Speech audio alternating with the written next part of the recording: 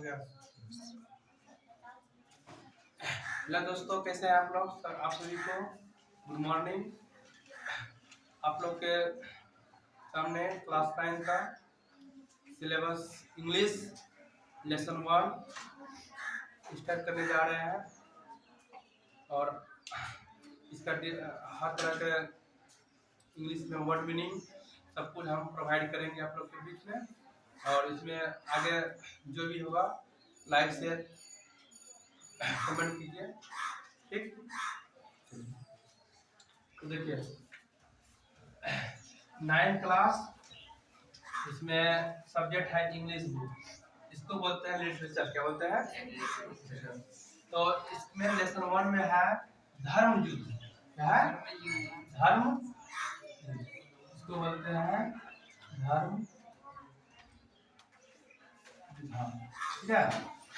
अब देखिए इसका लेखक कौन है?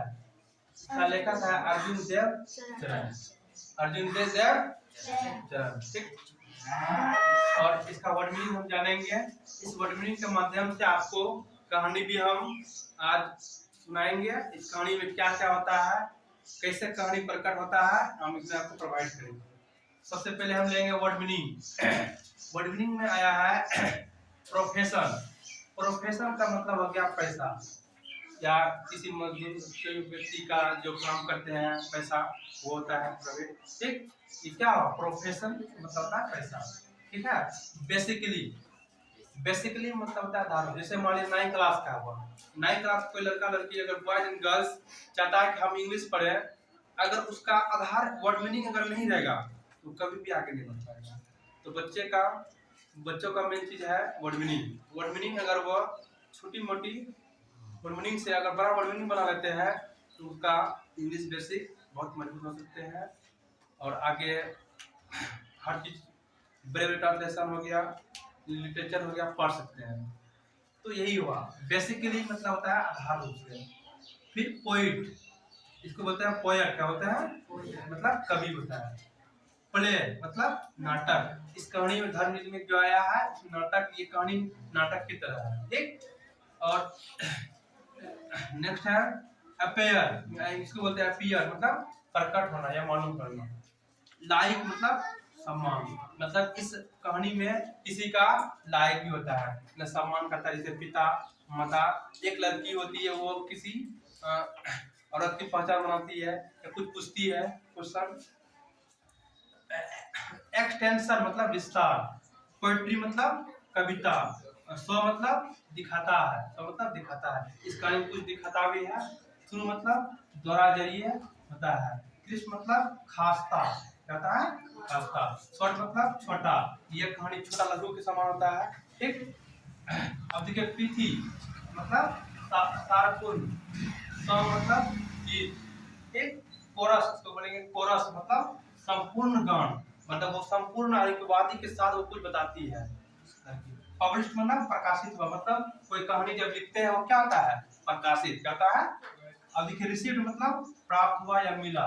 रिसीव्ड मतलब कोई चीज को हम मान पत्र दिए या क्वेश्चन दिए, अगर हम आपको लोग क्वेश्चन दिए हमको, तो आपको जो हम क्वेश्चन प्राप्त कर लिए वो क्या हुआ? रिसीव्ड। क्या हुआ?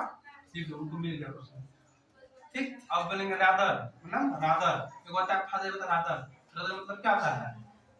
यानी कि प्रत्युत, क्या होता है? चलिए नेक्स्ट है इंडिफरेंटली। इंडिफरेंटली मतलब होता है तटस्थ से, मतलब कोई बात को जो है ना मन मुटाव में अच्छा होना चाहिए, ये क्या तटस्थ होगा। अब लिटरेरी, आप लोग जो पढ़ते हैं लिटरेरी मतलब साहित्य, कहता है साहित्य, साहित्य होता है लिटरेरी मतलब। तो नेक्स्ट हम देख लिया आप लोग को, अब वर्ड मीनिंग आता हो गया। सो इतना आप लोग कीजिएगा। अब हम आपको कहानी बताते हैं। इस कहानी का नाम है धर्म युद्ध। क्या है? और इसका लेखक कौन है? अर्जुन देवचरण। इस कहानी में बहुत सारे एक शिक्षक जो होते हैं हाजिर होते हैं इस कहानी में। देखिए यह कहानी जो है सारांश के बताया गया है, सारांश आप लोग बताते हैं, कहानी में समझिए।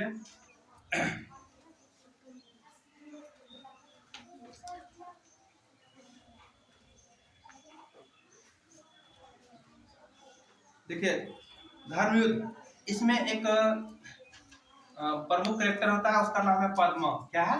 पद्मा। इस पद्मा के माध्यम से बहुत सारे यानी कि क्वेश्चन होता है। यहाँ लिखा है Padma mothers what is the identity of women. इसकी माँ why do you ask that. एक पद्मा होती है, एक माँ से पूछती है, एक माँ से पूछती है, माँ एक औरत की पहचान क्या है, एक औरत की पहचान क्या है। तो इसकी माँ जवाब देते हैं Padma how I different from others. हम एक दूसरे से कैसे भिन्न है, कैसे भिन्न है। माँ यू आर माई डॉटर, तुम मेरी क्या हो, एक बेटी हो। क्या हो, our only child and your father darling. आप मेरे जो है आप पिताजी का एक प्यारा इकलौती बेटी हो। क्या हो, बेटी हो।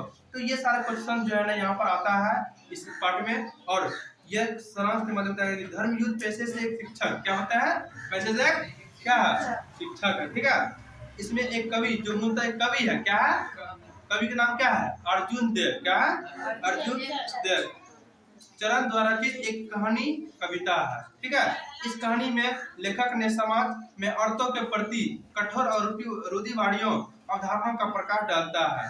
इस कहानी में पद्मा नाम की एक युवा बालिका है। इस कहानी में कौन आते हैं बच्चों, एक युवा, उसका नाम एक युवा बालिका, उसका नाम क्या है, पद्मा। क्या नाम है, पद्मा। ठीक है।